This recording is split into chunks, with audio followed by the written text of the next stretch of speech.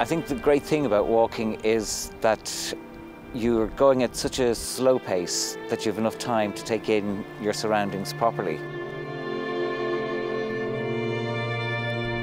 Even for my head, it gives me time to think, it gives me time to figure out what I want to do, what I need to do.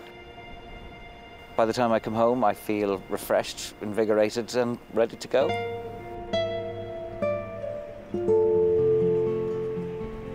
I'm finally at the end of my journey here at Golem Head, on the edge of Lettermullen, on the edge of Europe and the Atlantic.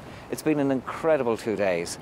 I really enjoyed just getting out and walking off the beaten tracks, especially around Carrow, and then today getting out and walking along the beaches and the rugged shoreline of Lettermore, Grianna and here in Lettermullen.